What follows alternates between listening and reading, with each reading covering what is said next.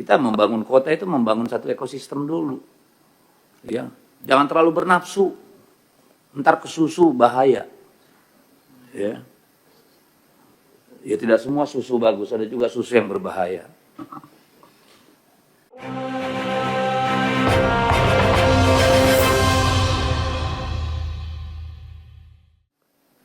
Ke Ibu Menteri dulu nih, saya mau tanya. Saat ini progresnya seluruh konfigurasi pegawai, kementerian, lembaga, pasca pelantikan kabinet kemarin sudah sampai mana, Bu? Apakah seluruh pos sudah terisi? Ya, apakah sudah melalui proses yang seharusnya? Sudah sampai di mana? Kita pengen tahu. Karena yang kalau tidak salah kita dengar kan harus Desember ya. Waktu yang diberikan oleh Presiden. Apakah sampai bulan April sudah selesai apa belum? Ya. Lalu yang kedua, saya ingin bertanya Bu Menteri soal komite ASN. Kenapa sih dulu dibubarkan? Kenapa dibubarkan? Lalu siapa yang mengawasi sekarang? Karena ASN ini Bu, ini kompleks.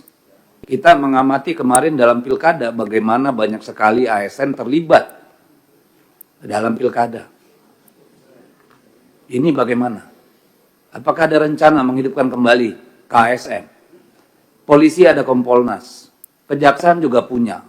Kok ASN yang merupakan motor birokrasi, yang pegang anggaran dan jejaring, itu nggak ada yang ngawasin. Ini tanggung jawab konstitusional kita seperti apa? Ya, itu yang pertama. Yang kedua, Ibu, ini saya ingin bertanya tentang pemindahan ke ibu kota negara, ASN ini. Ya, ini kalau ikut diagram Ibu kan ini tahapan-tahapan. Tapi kan tidak diberitahu kita. Apakah kita pada stages yang benar saat ini? Biasnya seberapa jauh? Ya, tahap 1, 2, 3, 4, sampai 5 ini. Existing di mana kita? Ya, supaya kita tahu di mana bolongnya, di mana kita perlu pacu. Ya toh? Jadi kita tidak hanya nerima penjelasan, tapi kita nggak bisa visualisasi nih. Kayak apa nih ke depannya. Karena menurut saya ini bukan hal yang mudah. Nanti dengan OIKN juga. Kita membangun kota itu membangun satu ekosistem dulu. Ya, jangan terlalu bernafsu. Ntar kesusu bahaya. Ya. Ya tidak semua susu bagus, ada juga susu yang berbahaya.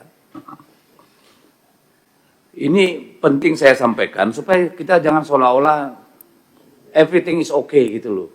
Kita pengen yang pahit-pahitnya supaya kita bisa perbaiki, dapat manisnya di belakang. Daripada kita dikasih manis-manisnya di belakang kita ribut. Kan gitu nih Bu. Ya. Kalau tadi kan kita lihat pemindahan misalnya, ini sekali nanti OIKN. Ini sekolahnya udah cukup belum? Ya, udah cukup apa belum nih untuk ASN-nya? Kalau dilakukan pemindahan sekarang baru OIKN, pegawai OIKN yang di sana ya, Bapak ya. Kalau yang ASN lain dari kementerian itu kapan mulai pindah ke OIKN? Enggak, saya tanya Bapak dulu. Rencananya kapan?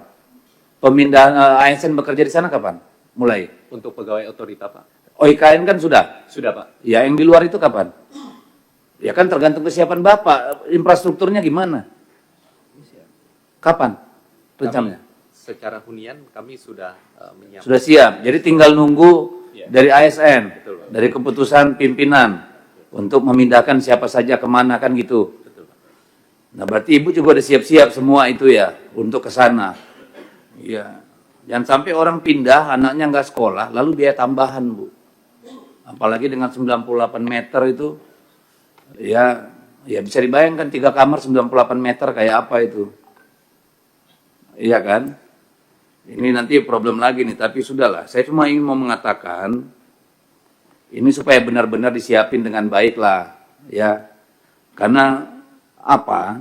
ada beban tambahan kepada pegawai yang pindah ke IKN nanti. Pasti ada split. Yang sudah punya anak 2, 3 nggak mungkin bawa ke IKN semua. Yang udah sekolah segala macam. Setidaknya untuk 2, 3 tahun pertama. Pasti akan ada pisah rumah. Nah itu bagaimana juga insentif terhadap mereka. Kan harus dipikirin dong. Di sini Ibu menyebutkan bahwa akan ada rencana rekrutmen dari ASN Kalimantan Timur ya Bu. Kalau saya nggak salah di sini. Kenapa hanya Kalimantan Timur? Hah? Mutasi ya mutasi. Kenapa hanya Kalimantan Timur? Paling tidak seluruh Kalimantan Bu. Lah utangnya sama seluruh Kalimantan kok Republik ini bukan hanya Kalimantan Timur. Why not? ASN yang cakap dari Kalimantan yang lain, utara, selatan, barat, tengah, juga bisa dapat kesempatan naik kelas langsung IKN, di IKN sana. Jangan hanya Kalimantan Timur dong. Saya minta dibuka juga kesempatan untuk Kalimantan yang lain, dan terutama nanti daerah-daerah timur. Jangan dipindahin dari Jawa semua Bu. Tolonglah. Kalau mereka belum siap, disiapkan, dilatih, diberdayakan. Itu baru ada gunanya kita pindah ibu kota. Kalau enggak cuma pindahkan kantor. Jadi tolong itu diperhatikan. Ya, kalau memang belum, ya pemberdayaan dulu, apa namanya kayak, apakah masa persiapan atau apa gitu. Intinya kan nggak ada orang yang nggak bisa di-upgrade. Lo orang dari tentara bisa jadi dirjen kok. Kenapa orang sipil sendiri yang sama-sama lulusan STPDN kenapa nggak bisa? Logika saya begitu Bu. Jadi tolong dibuka kesempatan nanti untuk Kalimantan, lalu Sulawesi, Nusa Tenggara, Papua, Maluku. Itu dulu baru bicara kita keadilan buat Republik ini dengan pindahnya IKN.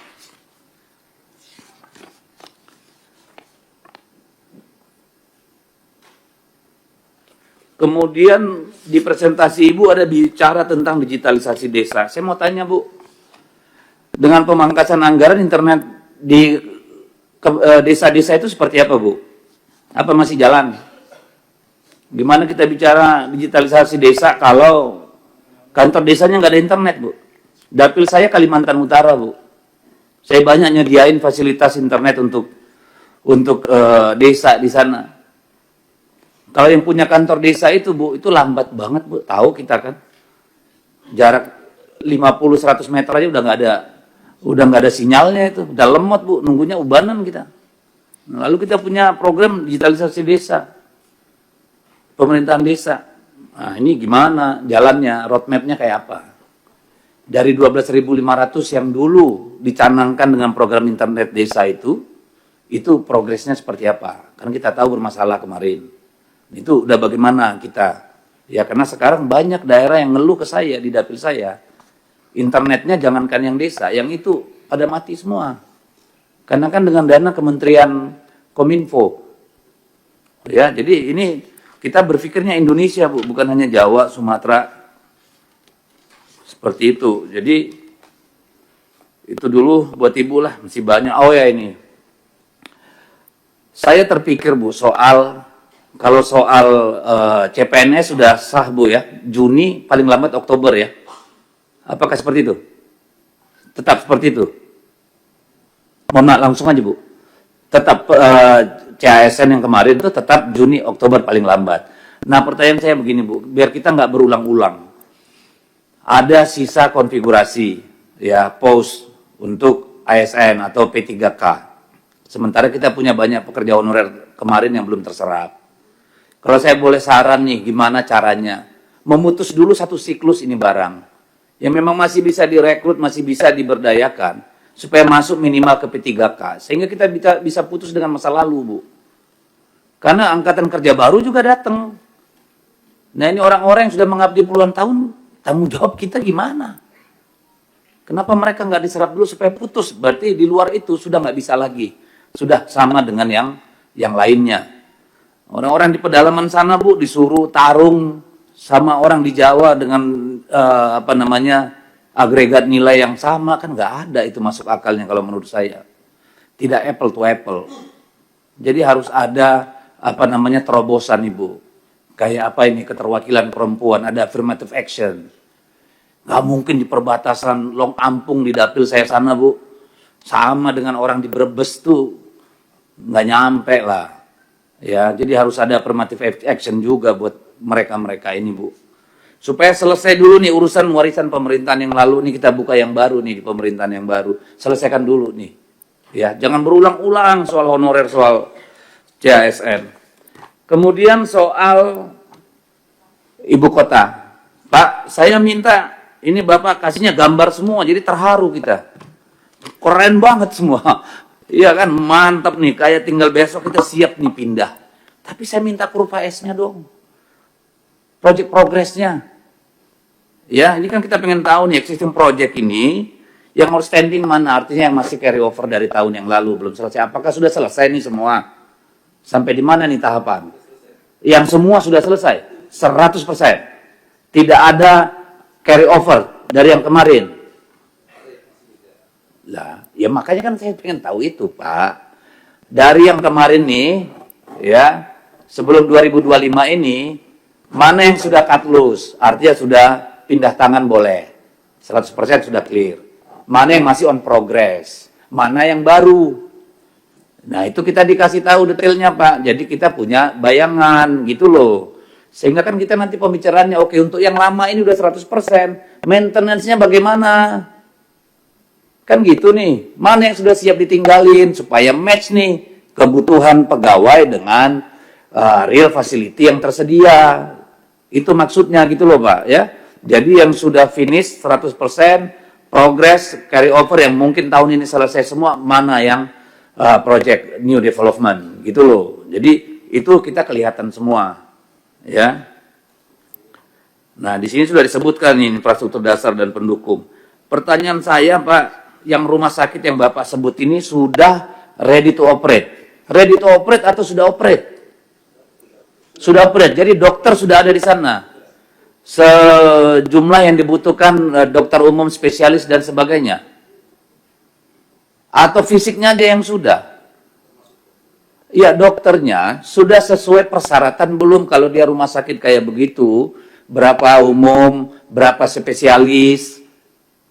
Tolong kita dikasih datanya Pak, karena ini menyangkut keselamatan orang di sana. Kan gitu nih, jangan kalau cuma dokter umum aja di sana Pak, ya itu belum ready namanya Pak. Termasuk peralatannya yang disebutkan di sini. Kalau gedungnya kan sudah enak dipandang ini. Tapi kan saya kemudian kontraskan dengan jarak. Rumah sakit umum daerah nih. Sepaku 18,3 km. Ada yang stroke mati Pak. Kalau yang 3 rumah sakit Bapak bilang tadi belum ready to operate. Iya kan? Ini rumah sakit Haji Batara 62 km Pak. Ada yang serangan jantung. Lewat Pak.